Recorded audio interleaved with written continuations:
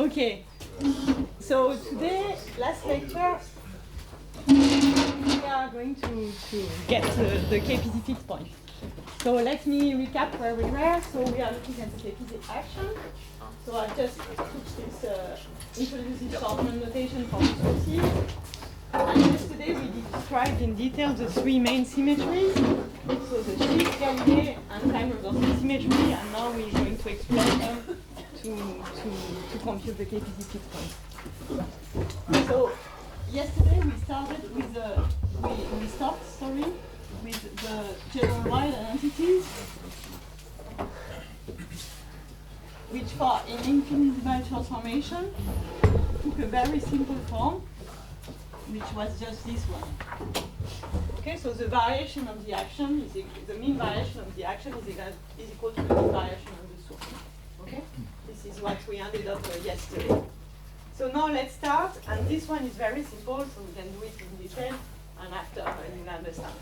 So look at what it means for the shift. So you remember yesterday we had just considered a constant shift. So for a constant, everything comes with derivatives, so usually it's invariant. Now let's extend it a bit, and instead of the constant, I will consider a time-dependent shift, but infinitesimal. Right? So you see, if I do that, this is invariant, this is killed by the gradient, this is invariant, this is invariant, but I have a variation here, because the dt can act on the epsilon, right? So you see that in this case, so if I do the extended shift, the time-dependent shift, I have delta s, which is integral xt of phi bar epsilon dot, right? Because the dt is going to act on this. Okay, and so it's clear that average value of delta s, so this is what I said yesterday, if it's linear, of course the average value just go inside. So I have integral, and I integrate by part, minus epsilon t, let me write it like this, minus integral of dt psi, okay, because the average value just go inside. So this is the variation of the action, and the variation of the source term. Well, it's again, it's just a shift, right? It's just j times epsilon of t. So again, I can write the variation of the source, and it's the integral over x times, and this is nothing but delta gamma over delta psi. And these two things are equal. Okay, these two things must be equal. And you see that my epsilon is arbitrary. It's infinitesimal, but it's arbitrary. So it means really that the two things that come in the time integral must be equal, right? Because I can always choose my epsilon to be a small bump and sweep it across the t. So then I end up with a simple identity, which is the following one, minus integral x, only x, not t. I will emphasize this, minus integral ddx of dt phi bar. Yes, I just write this and I come delta gamma over delta psi. And this is my functional one identity. Yes? Let's start it early in the morning and I don't remember. Why is the variation of the action equal to the variation of the current? This is the identity we derived yesterday. Okay. This is we did a little variation. Okay. We did a little variation and we derived this identity. This is the last thing we wrote yesterday. Yes? Can you just remind us what psi is? Psi is the average value. So psi is average value of phi. Okay. And psi bar is average value of phi bar. Okay, so here the average just goes through. Yeah. So I have average value of phi bar, which is psi, and I integrate by parts of the t. Right? Sorry, one more question. I have in my notes delta W from yesterday. Delta gamma. Instead of delta gamma instead of delta J. Is that identical? Yes, it's the same thing. Why? Is that obvious? We can. Thank Yes. Okay. So remember we had. So we are looking at a delta phi. This is just another way of. Let me do it for a scalar, right?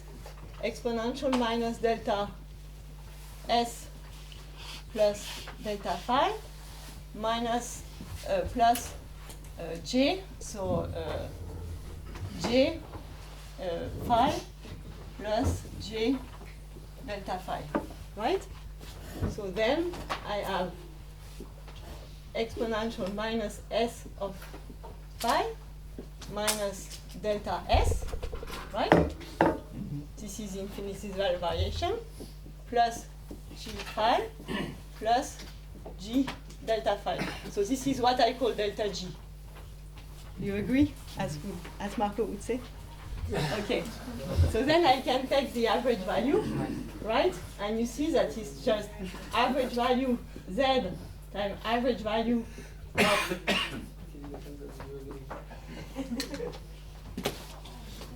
of delta s of phi plus delta j. Okay? So then the z goes away, so you just 1 equal, and then you can just expand this term. So it's 1 minus delta s plus delta j, right?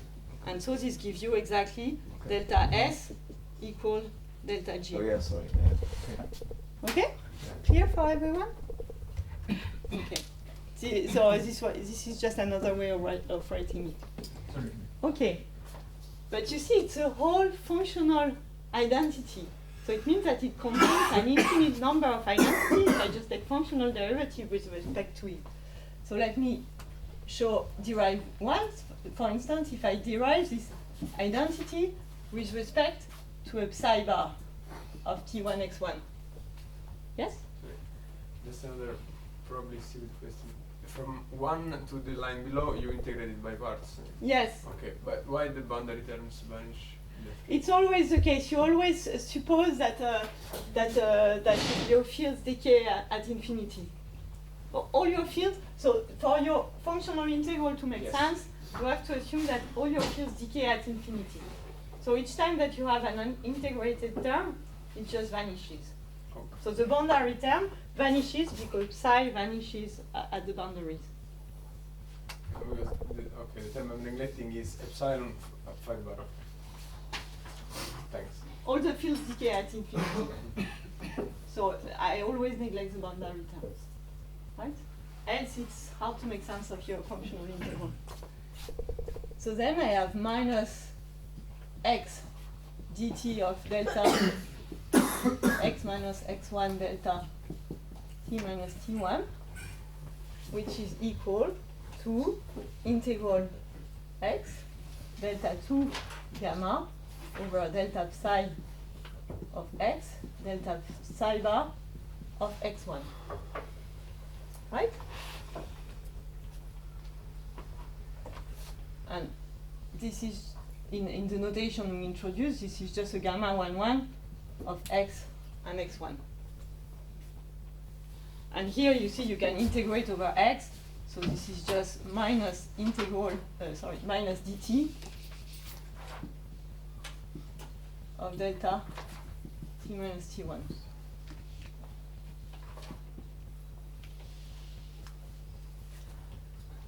And now you can write it in Fourier, because in Fourier it has a very simple form. So let me Fourier transform this identity. So I have minus dt. So I use the Fourier representation of the delta. And on this side, I have x integral omega p gamma 1, 1 of p of omega and p times the exponentials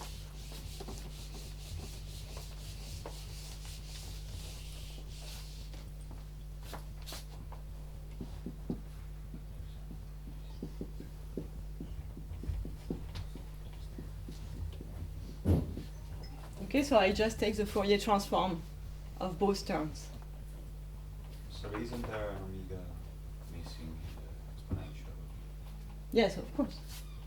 Thank you. Sorry, I think I was a little bit lost at the beginning. Yes? So epsilon should be a vector, right?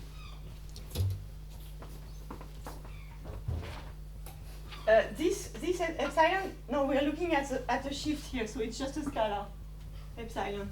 This epsilon. We are looking at the shift, so you see I just shift 5 by a constant scalar. It's not a vector here. Okay. But I think I know. The confusion is with the epsilon in Galilei, which this one is a vector. Yeah. Yeah, so this one is a vector, but this one is a scalar. How is defined the vector in the Galilei? Because I think I'm a little bit lost in that. Okay. Because yesterday we saw that epsilon was a vector. The epsilon for Galilei, yes, sure. So for you see for the shift, the original symmetry was just 5 goes to 5 plus a constant. So clearly this is a scalar constant, Yeah. right? And now I'm just upgraded it to a time-dependent constant. So it's still a scalar. In Galilei, the shift was by a vector, right? Because you shift x, so x plus lambda epsilon epsilon of t. So the original one was with an x naught. So here clearly it's a vector, right? The original one was this one, and there you are upgrading that to an arbitrary time-dependent function, but of course it stays a vector. So in this case it's a vector. In this case it's a constant. Okay, so they're not the same. No, of course they're not the same. So you want me to change notation? No, it's okay. No. It was just to. Yes. Peter says not enough letters in the alphabet, in the Greek alphabet. So I keep epsilon just to say that it's Yeah, infinitesimal. okay. It's clearer now? Yeah. Okay, so also this derivation is for 1, so it's a scalar. So here epsilon is a scalar, and here epsilon is a vector in this transformation. Yes? Here, gamma is also a function of x1 and t1, right? Yeah, sure. It was a shorter, yes. Can write everything. T1, x, x1. I was just writing x. So same here. T, x, T1, x1. And the last one is also omega p x1 for gamma. What? Here No. it's just omega and p. Or Yes, because I'm transforming with respect to the. I know already that it's invariant. I'm just doing one Fourier transform Okay. because I know that the rest is a delta, right? Okay. So on this side, I just have the I omega.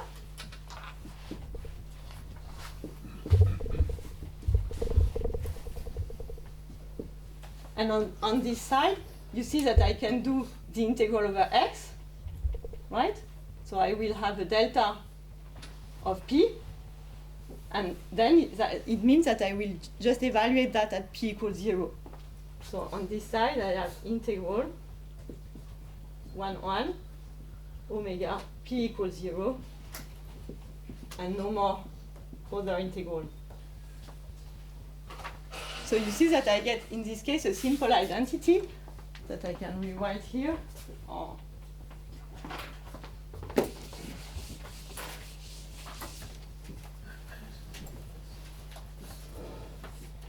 Which is gamma 1 of omega, and if you evaluate at p equals 0, has to stay I omega. So it gives me exactly what is gamma if I evaluate at 1p equals 0.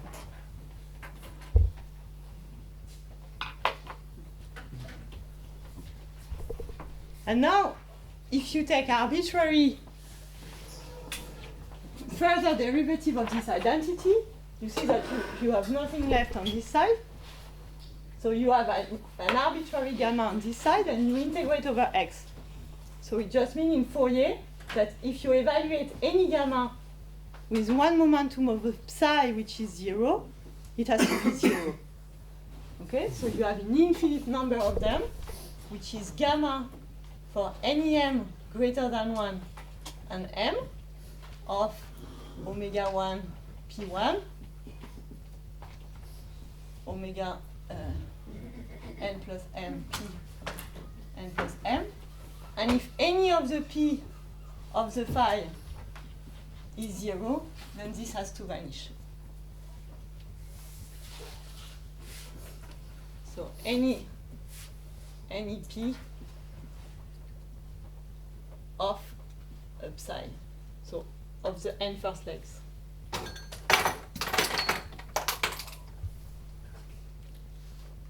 And you see, you start to see clearly you're lowering in an extreme way higher order vertex, because you see that you have an arbitrary vertex nm, and here it's just 0, right?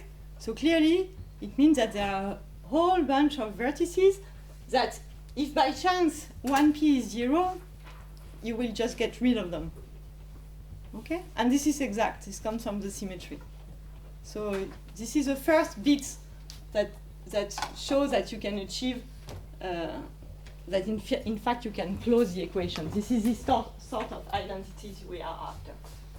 So for Galilei, I won't do it in detail because it's really the same story.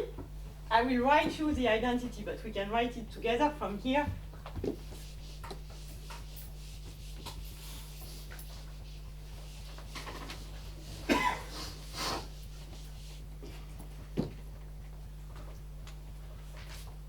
So for Galilei, we saw yesterday that so remember our story about what is a scalar density under Galilei.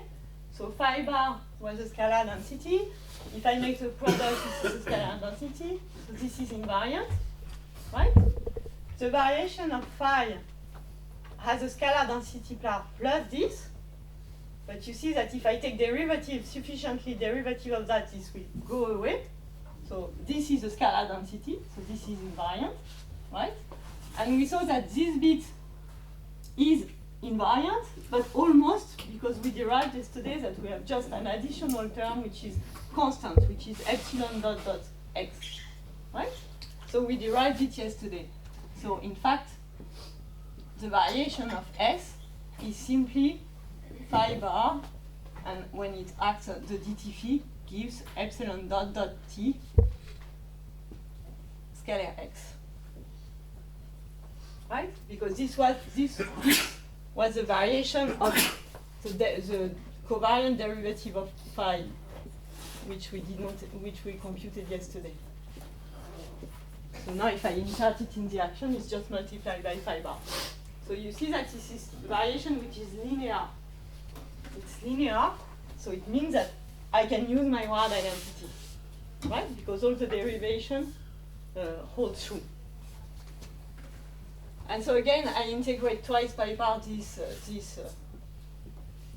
thing. So delta x is just integral t epsilon of t integral x psi bar x. And so if you write the word identity, the variation of g just comes from this. You get this functional identity, which I will write for you, x psi bar x. Isn't there a time derivative? Yes. Is equal to integral x, and all these variation, each time I have a g, I replace it by delta gamma over delta psi. So I have delta gamma over delta psi bar psi bar. Sorry.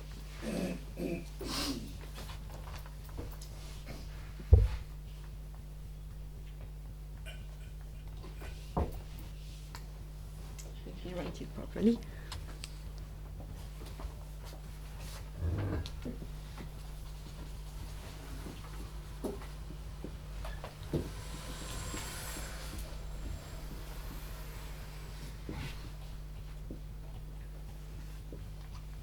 And the last step comes from this variation.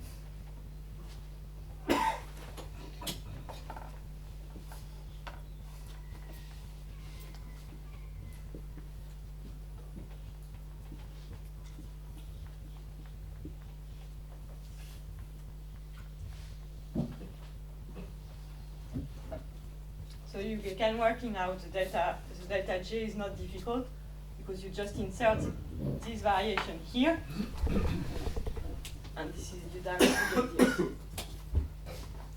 Yes? Just quick question on the previous one. If you take It's if you put one of the pi of the psi bar to 0, you also have the same, right? You also have what? Have the same, the fact that the No, you don't have any Oh, no. constraint for this. okay. No, because you see the x, the integral over x, concerns Oh, it's the only phi of a psi. Yeah.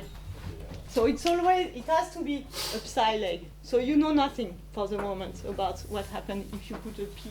It's unconstrained by this identity. Yes? The first word identity we got, does that have an interpretation in terms of a response function? Because normally the second derivatives with a psi and a psi bar are sort of Yeah, response this is a functions, right? response. Well, this is a 1 pi, so it will come in the response function. But this is indeed the response in the gamma sector, and it has to be I omega here. Okay. So it's just a time derivative. Yeah, it's exactly the normal normalization I was talking about. It means that this term is not renormalized. I see. This term is not renormalized because this is the one that varies under this transformation, so it has to stay not renormalized. This is exactly what this identity does. Okay, so I write these two last identities and we go to KPZ. I mean, we compute the flow equation for KPZ. So then there is a little calculation if you want to write that in Fourier space. So I leave it to you as an exercise. It takes maybe 6-7 lines to get there, but it's not complicated. You just Fourier transform. So you take derivative, you take arbitrary derivative with respect to psi bar, and you Fourier transform. And you can work out the general identity for any word identity, so for any gamma function. So let me write it, and then we are going to use it. And it writes the following way.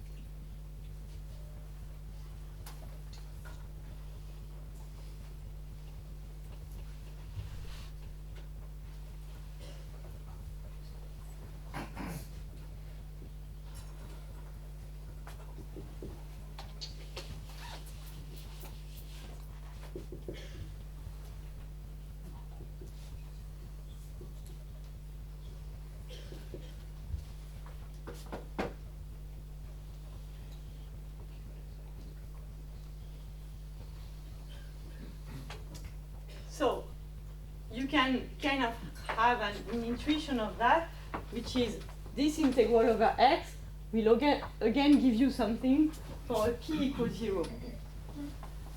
Then in Fourier, you can show that if you have x multiplied by something, it's equivalent to making a derivative with respect to p.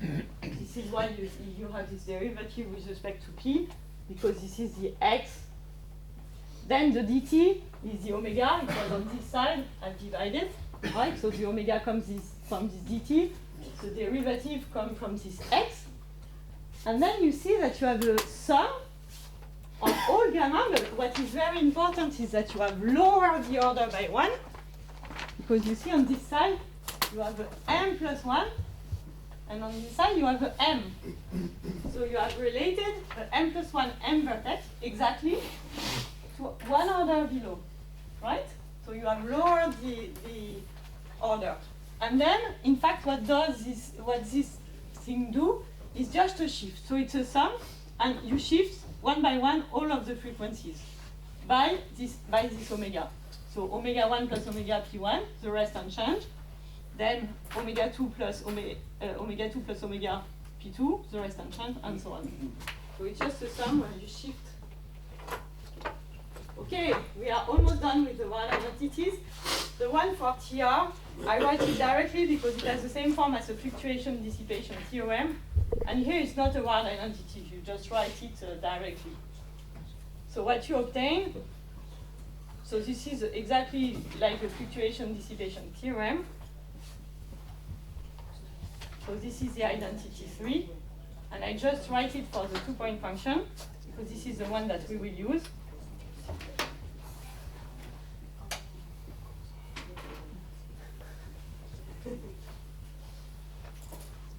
Okay, so this is like a fluctuation theorem. It relates the response to the correlation. Instead of having a dt, you have a p square, because you remember that the transformation, we did it with the Edward Wilkinson Hamiltonian.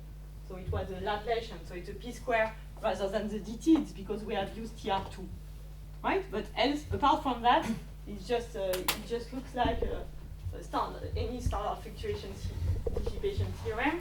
It relates correlation to response, the two are not independent. And of course, this one is only valid in 1D.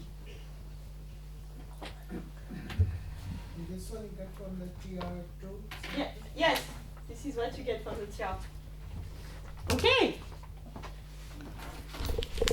Yes. It's gamma 0, comma 2. Oh, that makes sense. Here, Yeah, 2. thank you. Okay, we are done with the symmetry.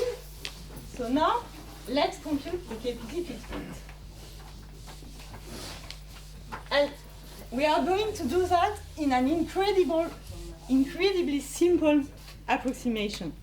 We are going to just use the simplest approximation you can think of, which is, we are just going to keep this form, which we know preserves all the symmetries, of course, but we are going to let the parameters renormalize. Right? So it's really what you would do in perturbative expansion, you just look at the traffic. We are going to do just that. So it's even, so it's like, yeah, there is no name for this approximation, it's so simple. So let's call it the simplest possible approximation. So it means that I will use this extremely constrained gamma, which is just exactly this one.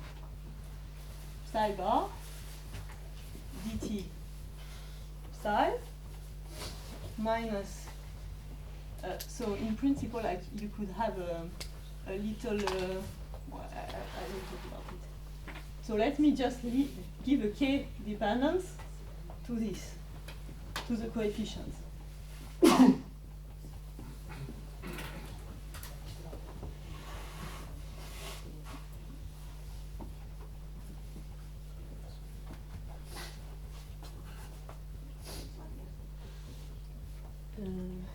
Pfizer upside. Yeah.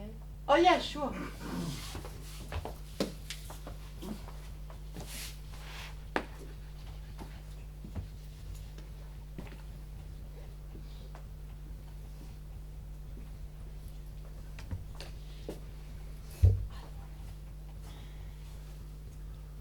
So, in principle, you could have a constant here, but we just saw that the one identity tells you that you cannot have any, right? So we can do it in 2 steps, but I can do it straightforwardly. Okay, let's show it.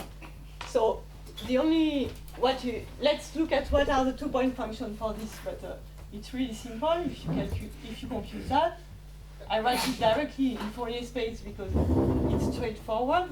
You have I omega minus mu k p square, right? So I evaluate them at all psi that are 0. So the only thing that you have left are those 2 terms. So it looks like a Baire propagator if you want, except that you have a new k. And the gamma 0,2 is just minus 2 dk. That's all you have, right? And you see? Should that function carry a subscript of k? Yeah, it carries a subscript k. And you see we had a word identity which told us the very first that we derived that omega p at p equals 0 should be I omega.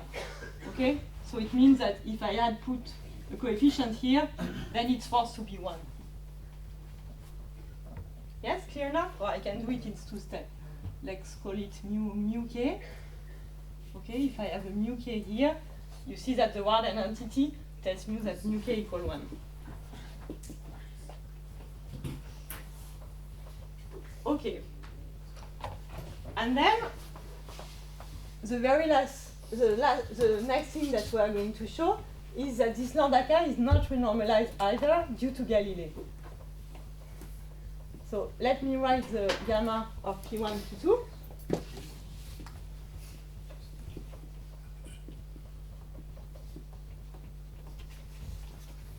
So you have to take the derivative of that. So I take one derivative psi bar, 2 psi. So I'm left with 2 gradients and a lambda. Okay, so I leave it to you to show that you just get P1 dot P2. So you take the derivative and you Fourier transform.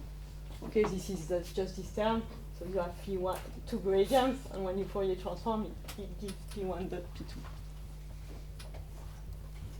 Okay, so we have used so this was the word identity shift. We told us this.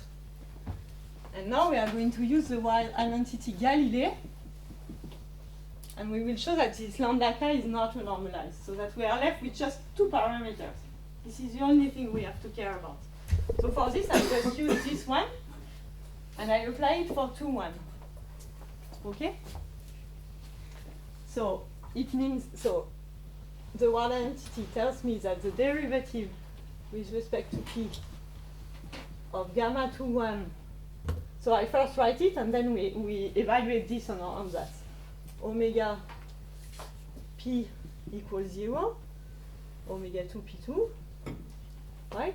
So no, let's write it for the non-bar, it will be clearer.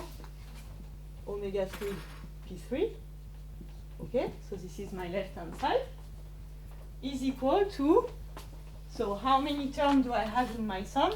I have 2, because I have to shift all the frequencies other than the 1, because this one has disappeared, right? So I have 2 terms here. I have, so minus E lambda over omega. So the first one, I have this P2, gamma. So I lower by 1 the index. So now I have a 1, 1. Gamma 1, 1 of, so the first one is omega 2, which is shifted. Omega 3 is untouched. And then I do the same thing for the last. So omega 2 P2, omega 3 plus omega P3. Okay, and now you see what this means. I just shift one by one the omega, and in front I have the corresponding P. So I just shift by one the omega, and I have the corresponding P. Okay? And now let's evaluate that for our ansatz. So on this side, you see that I take the derivative with respect to the first momentum, right? And I evaluate then at this P equals 0. So from the ansatz, on this side, I just have lambda k P2. So just the one on the top, it's 2, 1. So is there a third momentum? Yes, I had written the bar, but let's write it explicitly if you want. Right?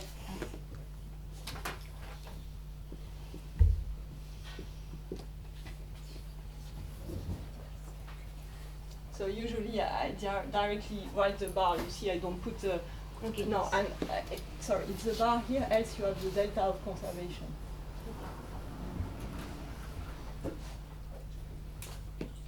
Okay. And on the other side, so there is a delta of conservation with it, which is now there, okay? So this has a, if I go from this to the explicit one, there is a delta here of conservation. And on this side, So I have P2 gamma 1, 1, this one, in omega plus omega 2. So I have E omega 2 plus omega. This is a plus, sorry. Plus mu k P2 square.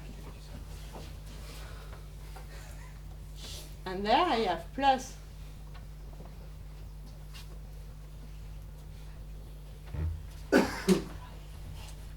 P3 I omega 2 cubes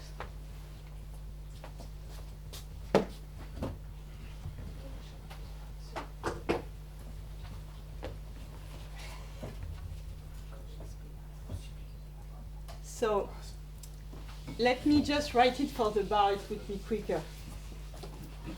So let me just write it for the bar, else we have delta to care about. So for the bar, it's simpler, you directly have the difference here.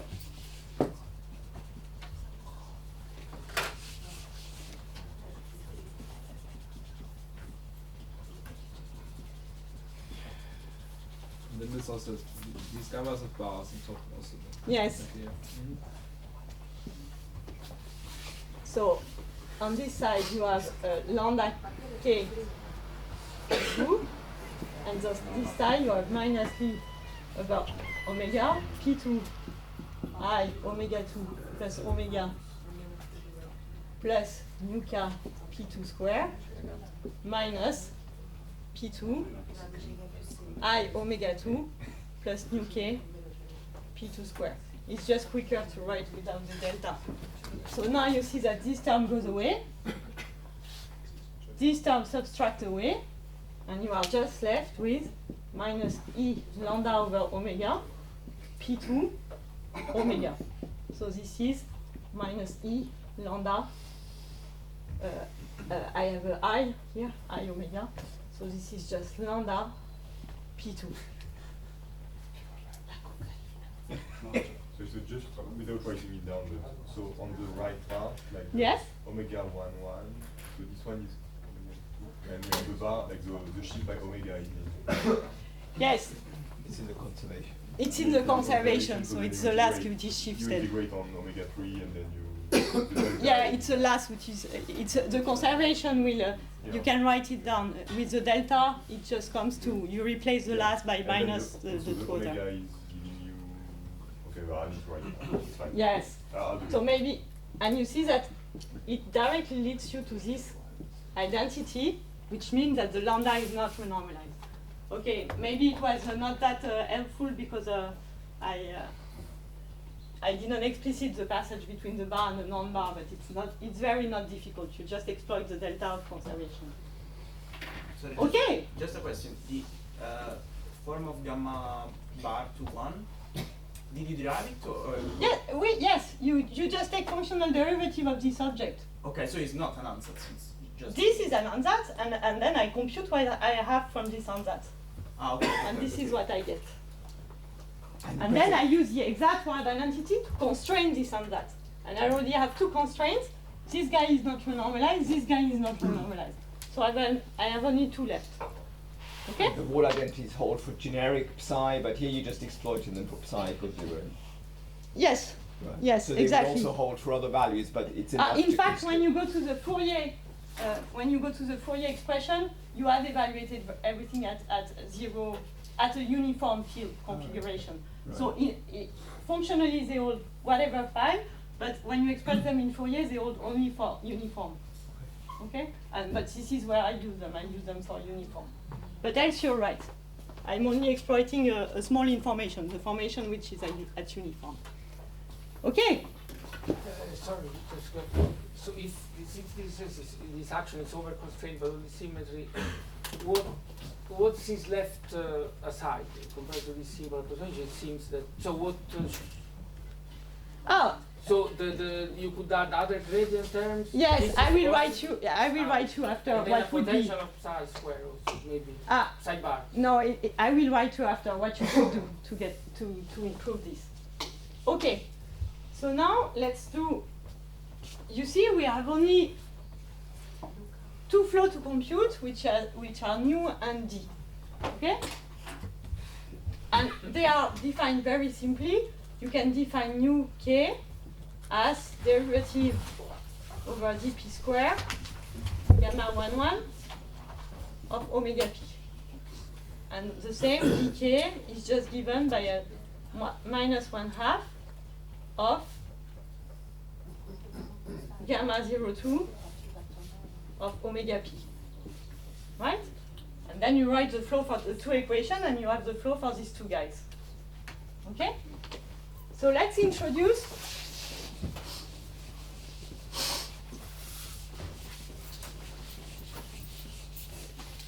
so now I simplify a bit because we know that we don't have k here and we have nothing here.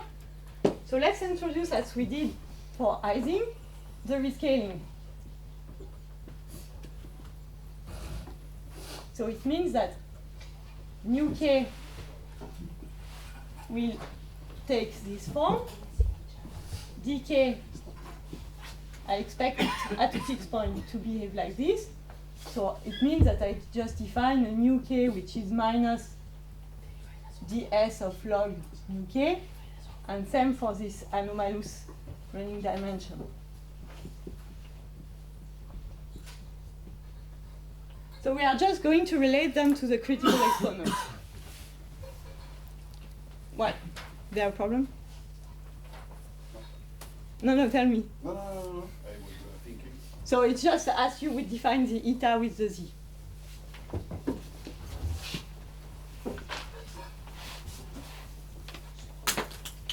Okay, let's relate them to the critical exponent, and then we can derive them.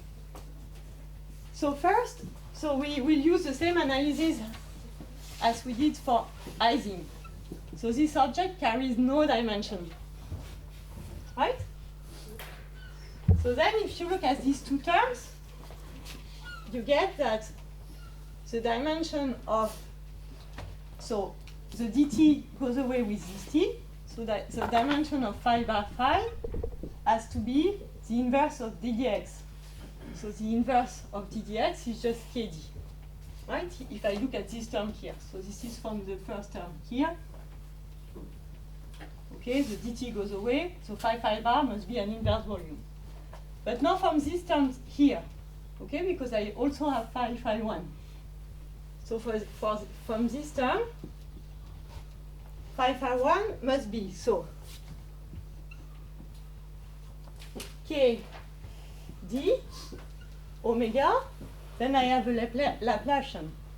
So it means I have k minus 2, and then nu k minus 1. Right? If I extract the dimension of phi bar, so I put everything on the other side, there is a dx, dt, a Laplacian, and a nu k. And you see that it leads you to a first identity, which is it gives you the scaling of omega as a function of k. You obtain that omega is k2 nu k. Right? And so if you are at a fixed point, it will go like k to the minus eta nu.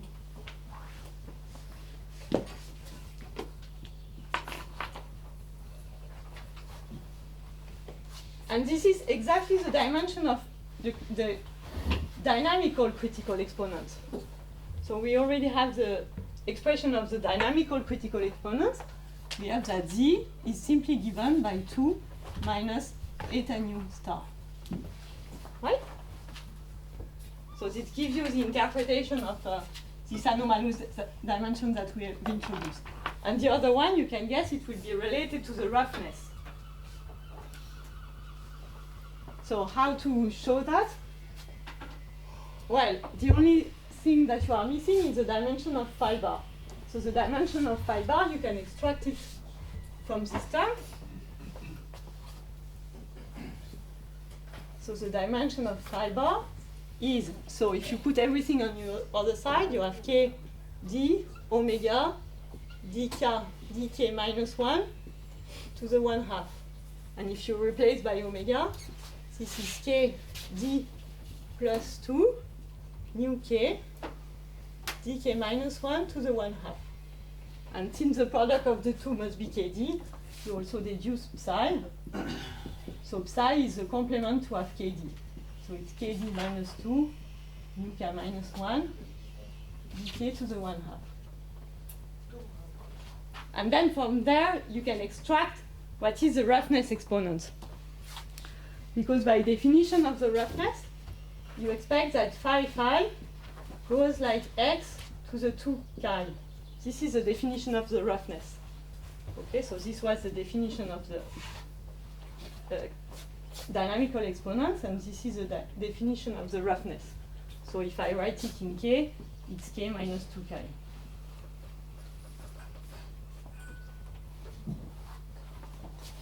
And this you can extract it from here, because you have that phi will scale at k d minus 2 nu k minus 1 dk. So at a fixed point, when k to 0, it goes like k d minus 2 plus eta nu minus eta d. So you just identify, and this gives you p chi 2 minus d minus eta nu plus eta d over 2.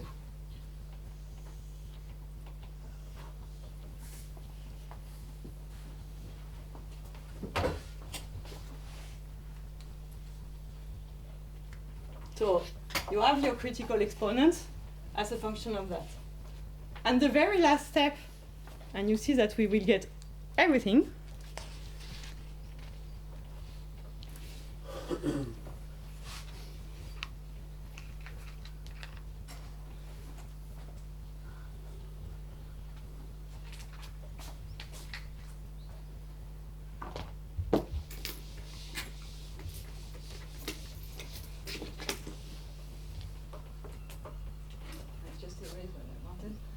Rewrite that, don't worry.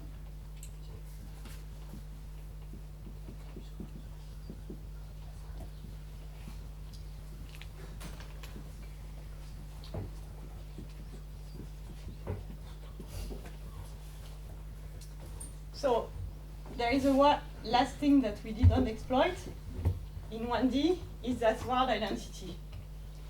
Okay? So let us write it. So this is from this word identity, so twice the real part of gamma 1,1.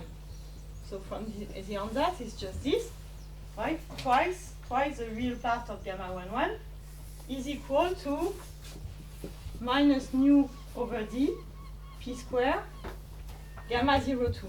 So minus 2 dk. Okay, so the 2 simplify, the minus also, the p square also, and you get a very simple identity, which is the following one.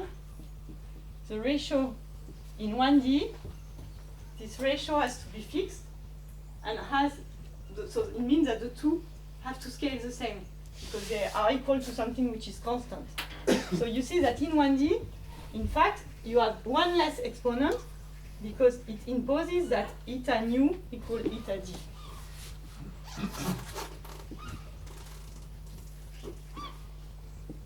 So of course, this will, in fine, allow you to compute this exponent exactly, because you see you have many constraints. This is true only in 1D. So in 1D, you just have one. So you really have just one of this thing which is independent. In 2D, you have two.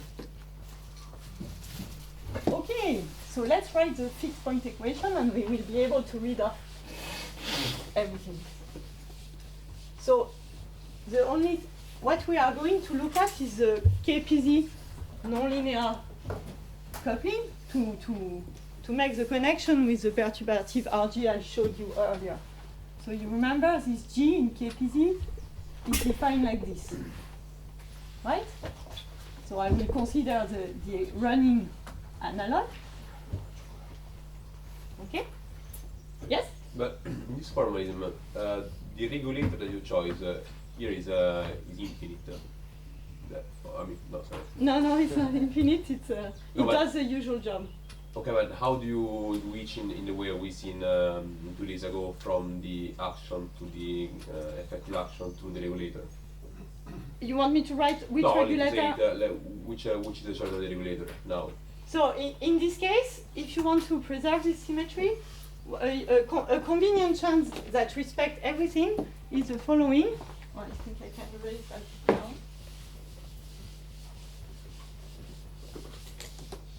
So in this, when you're out of equilibrium, the thing that you are going to regulate, which is the equivalence of your propagator, is the response function.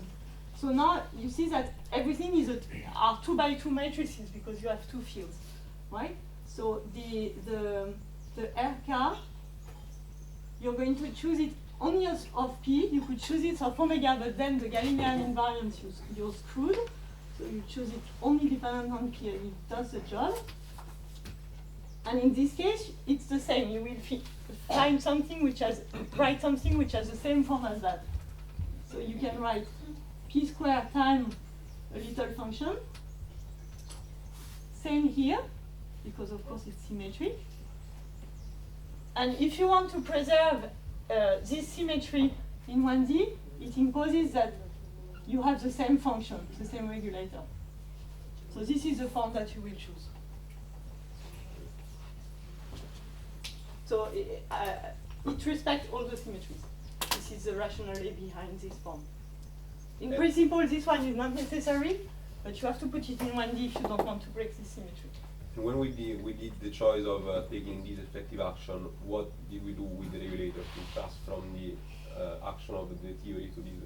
As usual, so we put that in the functional integral. Okay, no, this Then so it leads to a z that depends on k. The transform. Then you have a w which depends on k, and now the Legendre transform. So the only difference is that you have two fields, but it's really the same thing. You have minus w of j bar, and you transform with respect to your two fields.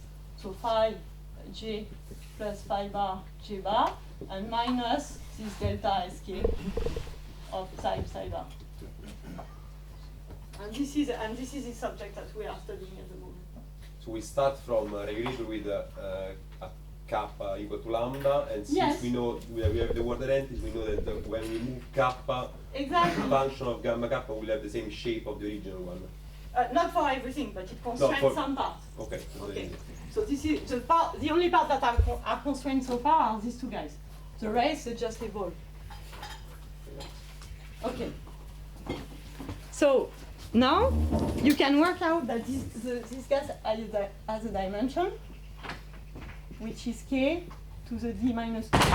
So this is very simple to determine from what we wrote. 2 minus d, sorry. So now I'm going to introduce a non-dimensional coupling, which is this. So this has no dimension. And now I can write the flow of this guy.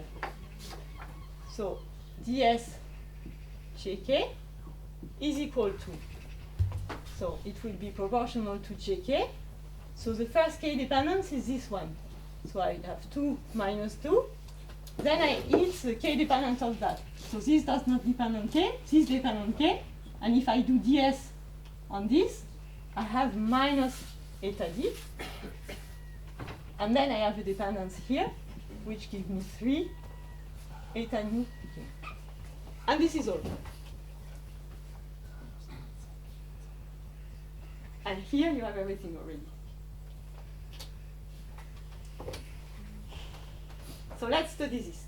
So of course, these guys, you have to compute from the equation I've showed earlier, but they take a very simple form. I will show you after. They take a very simple form. But what can you deduce from that? So now you study the fixed point. So a fixed point is ds gk equals 0. So you see that you have a first solution, which is gk equals 0.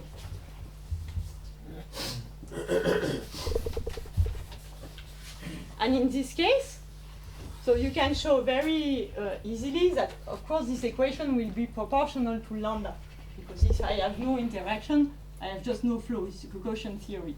So you have that eta dk, I will show you the equation after, are proportional to gk. To lambda if you want. Huh? So if this is 0, then automatically the eta are 0.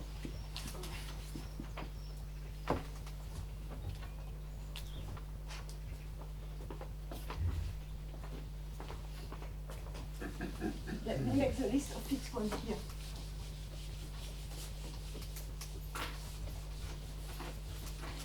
So I just rewrite.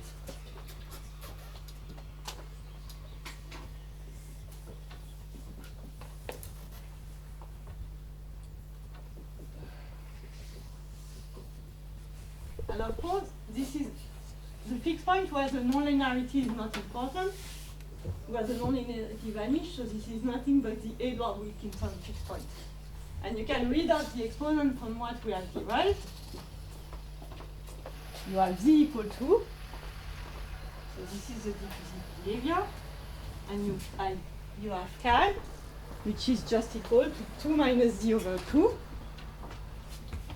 And this is the exact result for Edward Wilkinson. So in particular in 1D, you find that chi is equal to 1/2, and it just says that in space it's a Brownian motion. So this is the standard Edward Wilkinson result. Now, you see that if you have gk which is non-zero, then you have to have the parenthesis that vanishes. So the other solution has to verify this, right? But now you can express this, so at a fixed point, you can express that, what does it mean in terms of the critical exponent, right? So let's replace by the expression. So this means that you have 2 minus d. So eta d is, so you have to inverse, so it's 2 chi plus d minus 2, check that I don't do a sign mistake because it's a loose far, plus eta nu, then minus 3 eta nu, which is equal to 0. Okay, so the d, I think I made a sign mistake, right? 2 minus 2. But the chi is always 2 minus d over 2 anyway, isn't it? Because of the each on the let same. me just check, but it's when I copied the equation. It's where I miscopied the equation. This is a minus here and a plus here. Okay, so the d minus 2 goes away. Here you have just 2 eta nu. So you just find that chi is equal to eta nu. And it means that z equal 2 minus eta nu, it's equal to 2 minus k. And you see, you recover a famous identity, which is if at any fixed point where g hat is non-zero and finite, you have this identity which comes from Galilei, right? Sorry, I'm confused. Yes. In your equation in the box on the far right, if I set the two etas equal to each other. Oh no, not for the moment. I'm not in the equal one. Oh, this is true only in the equal. This is Okay. what we are going to do now. Right. So now, indeed, you see that if you do d equal 1, then these two equations, you have eta nu, which is equal to eta d, right? So it means that you have exactly, you can determine from this, you have chi, which is equal to, so it's only true in 1D, so it's equal to 1/2, right? And this is the famous result that the stationary distribution of KPZ is the same as Edward Wilkinson. So in space, you don't look at temporal dependence, it's just a Brownian motion, just a sec. And then the z is by d equal to minus k is equal to 3/2. Okay? And you see that really in 1D, the exponent or the KPZ exponent are just fixed by the symmetries. Because this is the only thing we use. We use Galilei and FDT, and of course it fixes the symmetry. But yeah. That's true. But now there is a surprise, and it's just for you, Werner. That in fact, there is another way, there is another fixed point in this equation. There is another fixed point. So, of course, this one preserves Galilei. It's not because you don't have this identity that it does not preserve Galilei. It preserves Galilei, but Galilei imposes this identity only if the G hat is finite, right? Only if the G hat is finite, then the solution is this. But in fact, you have another solution, which is G equals to infinity. So it's a bit hard to study a fixed point and infinity, but you can do something very simple. It's just change variable so that you put everything back on the segment 1, 0, 0, 1. Right? So if you have a fixed point at infinity, then it will be a finite value.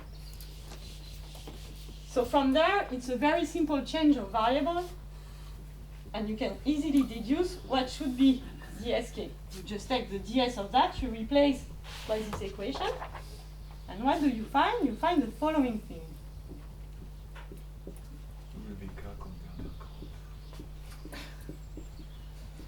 Fortuitous.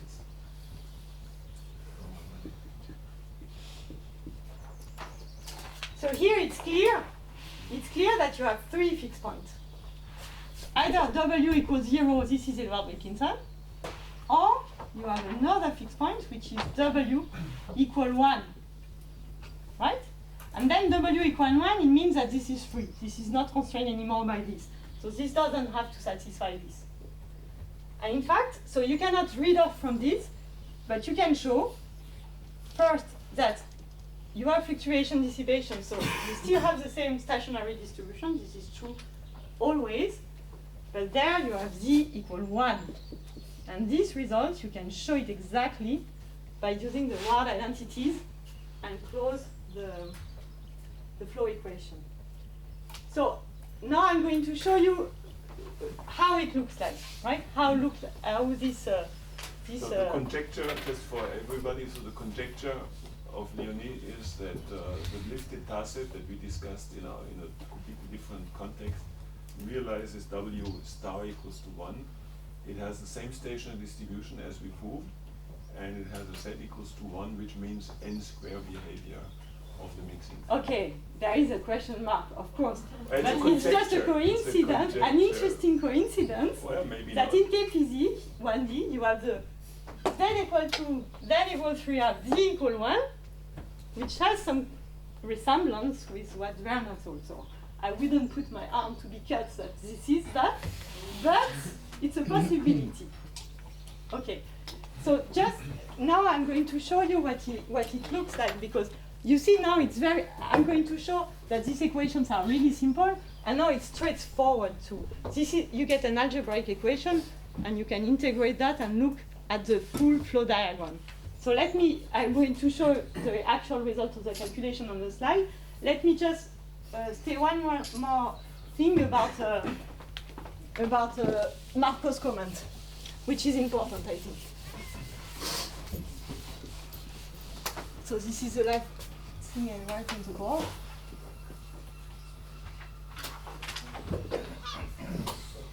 And the references to this thing will come on your slides. Yes, exactly. So let me rewrite it with the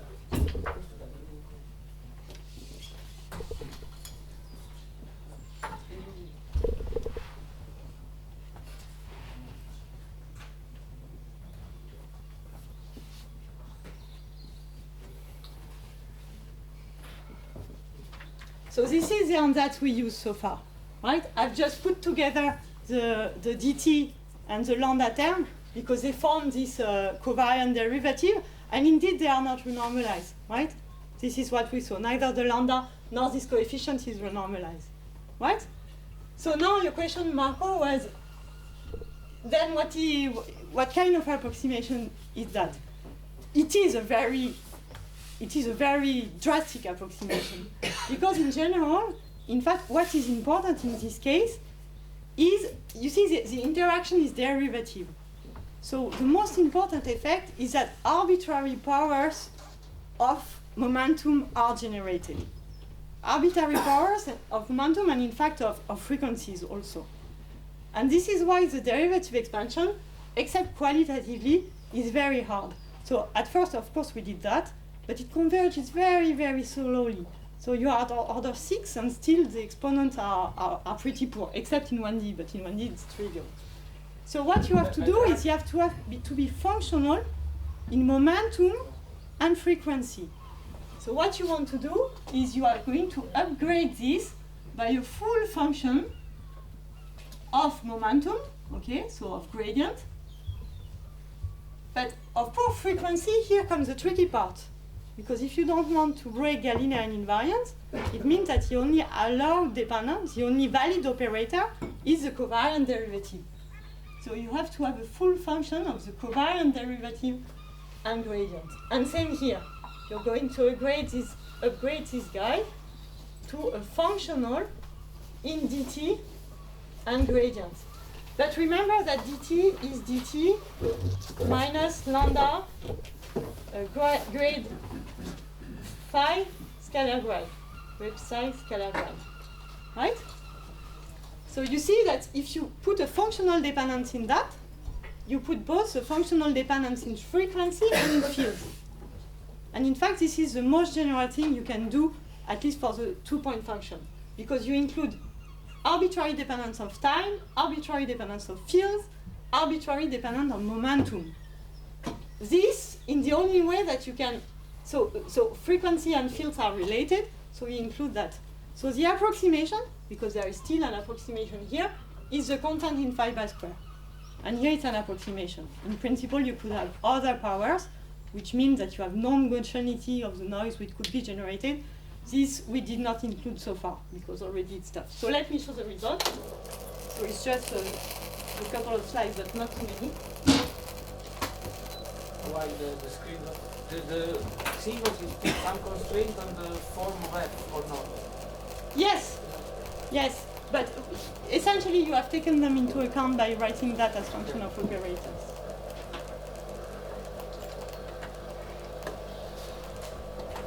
Did I?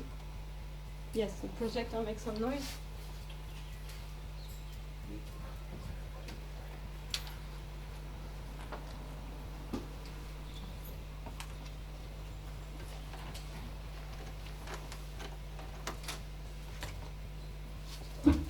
Is this working?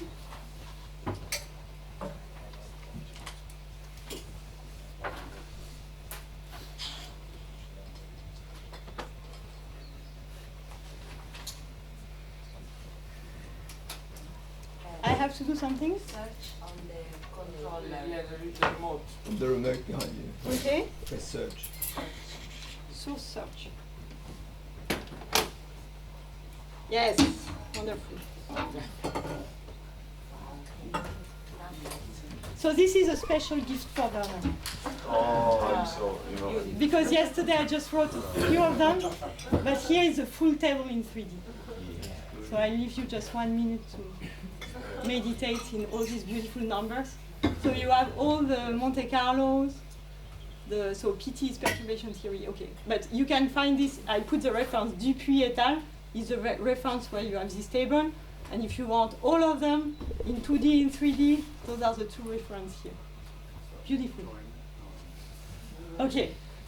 So, take easy. Can you just go back to 1 second? Yes. I said 1 minute, but I didn't wait for 1 minute. Sorry, just a curiosity. The upper critical dimension for KBT. Ah! Good question. It's debated still. So the old days analytical approaches predicted, like mode coupling, for instance, predicted D equal 4. But all the numerics completely disagree with that, and it's still more or less an open question. And function, there is also a prediction with functional G, or? Not completely, but I will tell you after. So this is the ansatz that I've just shown, and this is just to tell you that if you use a particularly simple regulator, then everything is algebraic, and you see the flow equation for eta nu and eta d, they are really not complicated. Okay, so you just plug that in. Wait. Oh, come on. Come on. Come on. It's Friday morning, come on. Explain. Oh, okay, but it's just a fraction with g and some d that are explicit. So for your computer, it's certainly simple, And then you just do another explicit, boom, and you integrate g. And what you get, whoa, KPZ fixed point in any dimension. So I hope this justifies all the suffering you had to arrive here. It was tough, but you made it, look. So we stayed, last time we were here, so I was saying perturbation theory, even recent to O'Riordan, sees nothing here. And here you see with this very simple baby approximation we made, boom. So this is a roughing transition, this is dimension, this is G. And you see the KPZ fixed point is here. But of course it's infinitely far from there, because in the middle you have this, and even in 2D this is infinitely far from any expansion here. But on top of that you have something which is even stronger coupling. Because in fact you have another fixed point which sits here.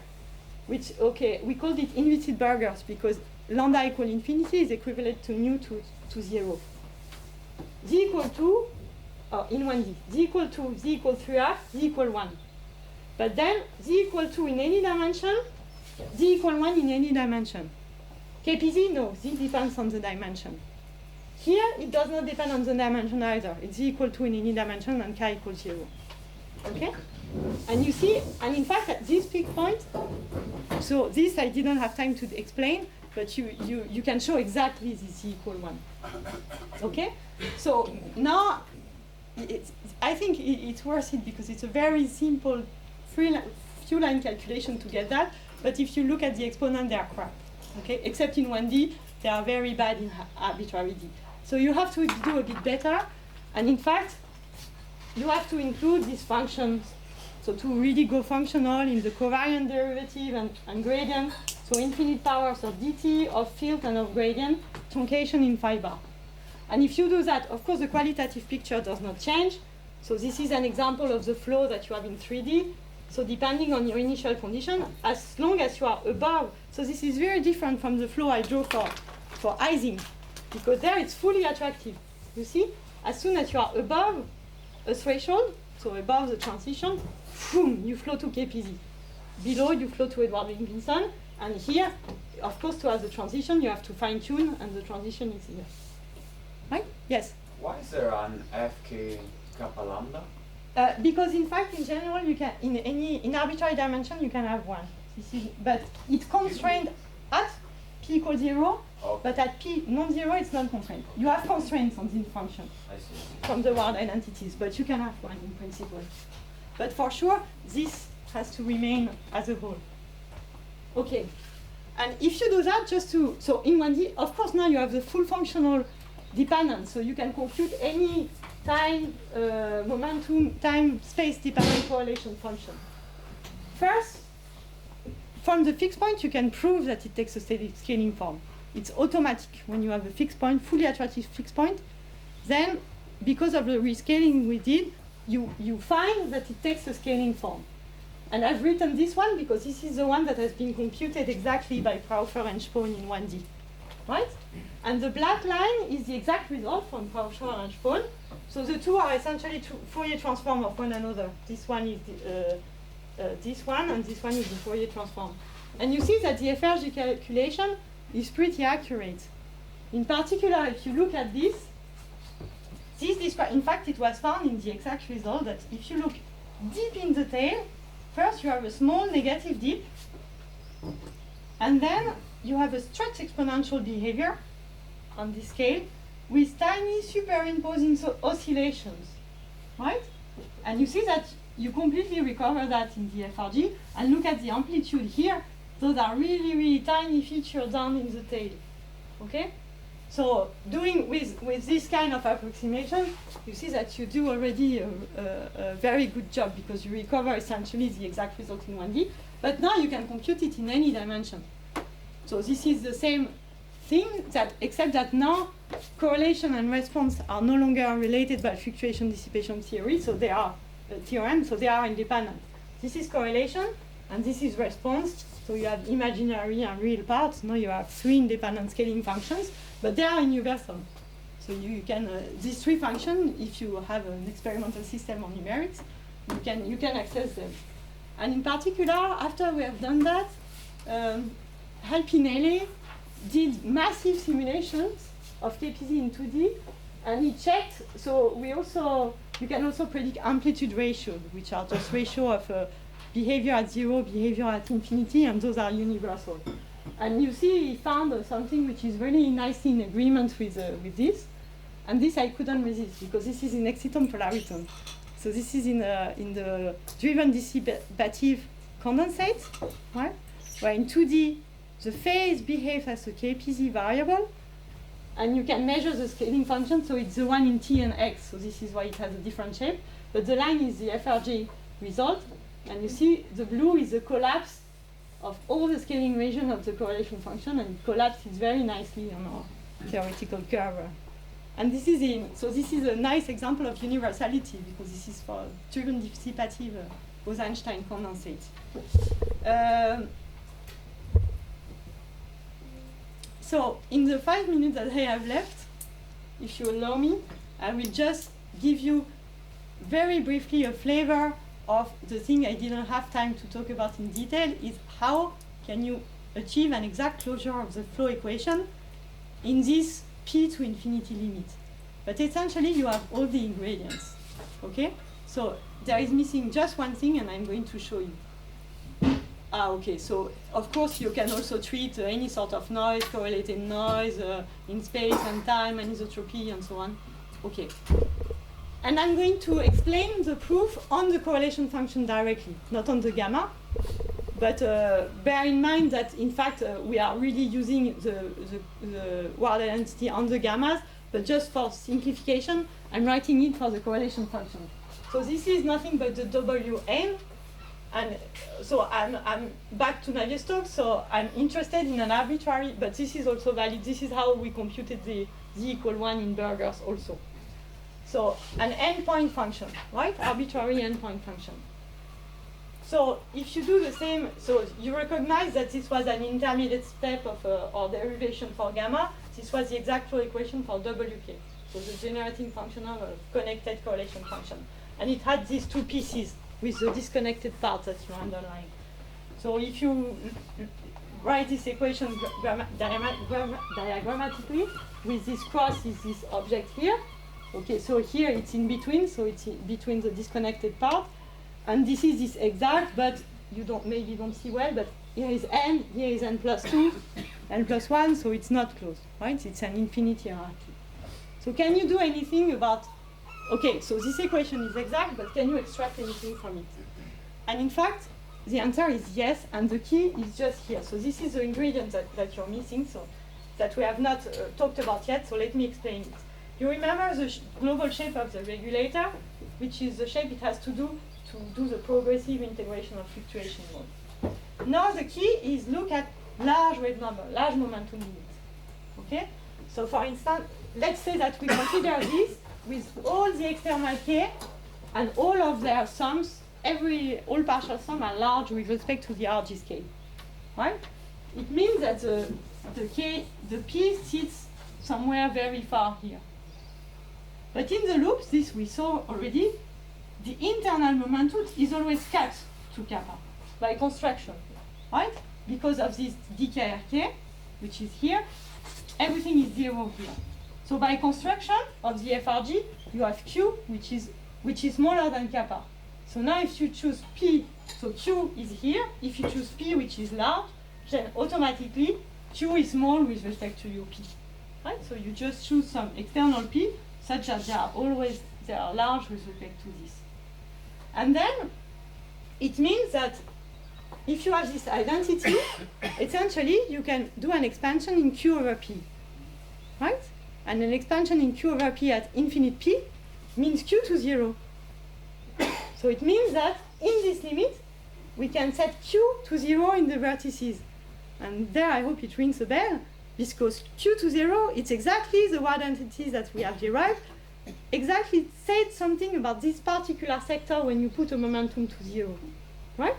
But here in the large P limit, it means that this exact equation, in the large P, you can do this simple thing of approximating, so expanding your loop momentum by 0, and there, of course, the P goes through decay, so they are exponentially killed. So this piece, the disconnected piece, completely disappear. This is not even an approximation. And you have Q equals 0. But now, you know how to do that. Because Q equals 0, you use the wide identity. You just use the wide identity that were derived for 1Q to 0. And you end up with a closed equation. And this closure is exact. It's exact in the limit of large wave members. This is the exact limit. And so this is with the extended symmetries. And in fact, I can show you what this kernel looks like. It does not even depend on all lower order function. In fact, it just depends on the 2-point function. Right? So you have this kernel, which is a bit complicated. What is important is of order d square. And you know that the correction to that will be of order k, the maximum k of your external legs. Okay? And this is exact in the limit k to 0. And then the magic is that now, you see this is a linear equation. This part is complicated, but this is linear.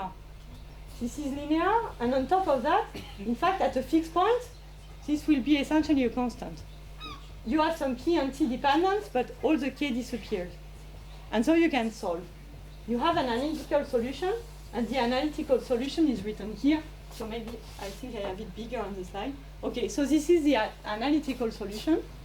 So this is the exact form of any endpoint correlation function in Navier-Stokes, and it's very similar in Burgers at this fixed point, as a function in the limit of large P. And in fact, you find that, okay, there is a crossover, but what is important is at short times,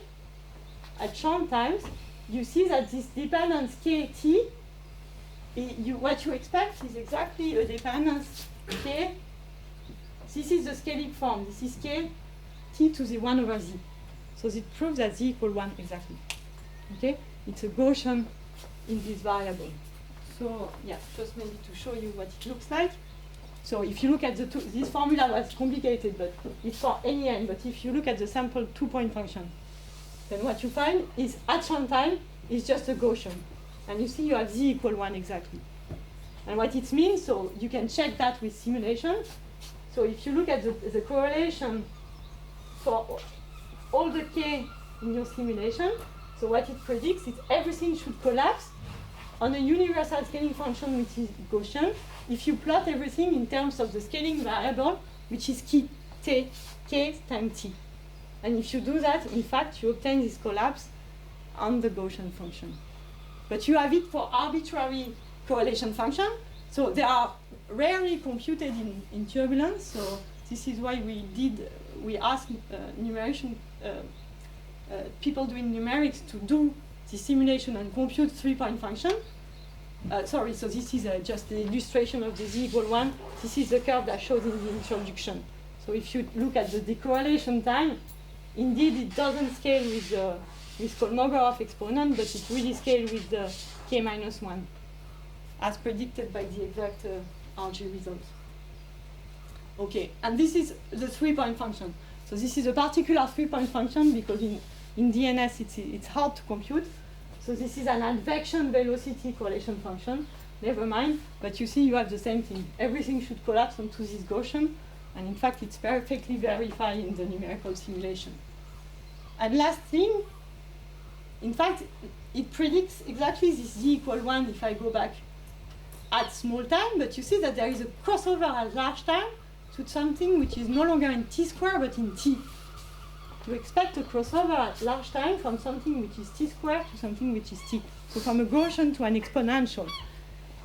This is very hard to see in simulation because you have a first you saw it here, you have a first Gaussian decorrelation which is very steep, and then you have to look at here, is there a crossover to an exponential?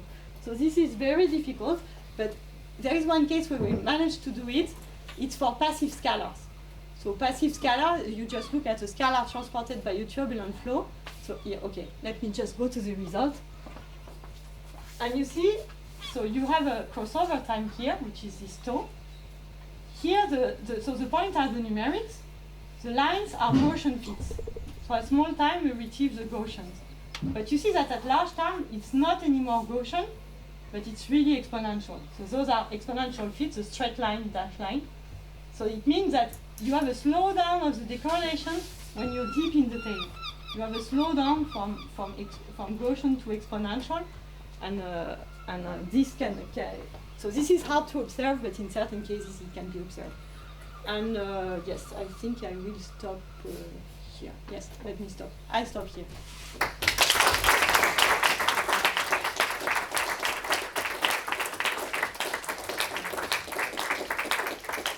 So I hope you will forgive me for all the suffering I've put on you. Questions?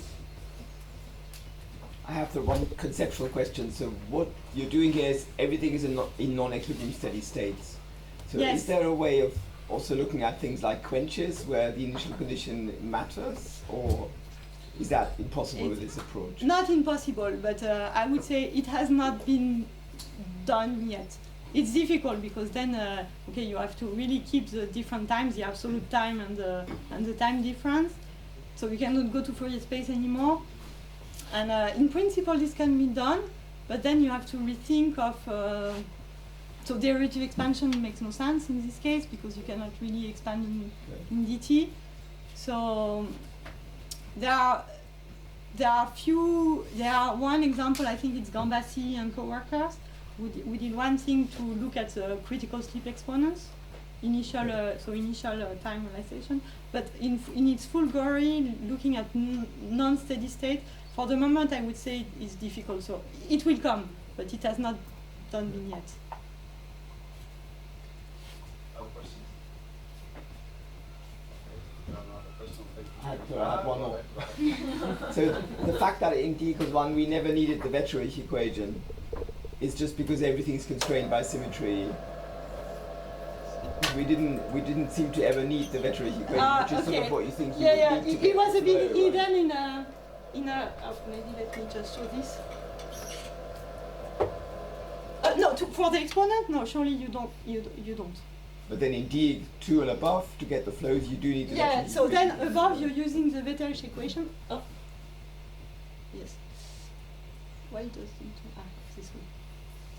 Let me go back there. Yes.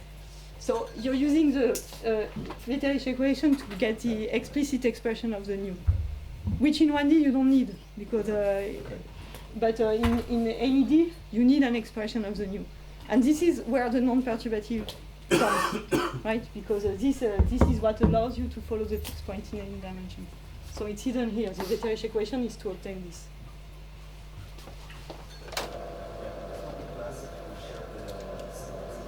Sorry? I shared the slides. But so, can you see anything on the Dropbox at all? Okay, so it didn't work. So I think what I can do is, are you okay if I send you by mail all the documents, and then and I will make also a README file so that I will indicate the references for the different parts, and I will put, so some are notes, some are papers, some are the slides, I will put them for you and so on. So it was, yeah, I tried to do it, but it didn't work, but I will do it, I will send them to Julio. Okay. Thanks. So, I mean, just a few words. You don't know, but 10 years ago, I think, more or less, Bertrand Delamont came here to teach non-perturbative RG, and it's fantastic to see how many progress there have been. So I hope, I think everybody is convinced now that NPRG is one of the powerful methods of statistical physics to use, especially in non-equilibrium physics. So thank you very much.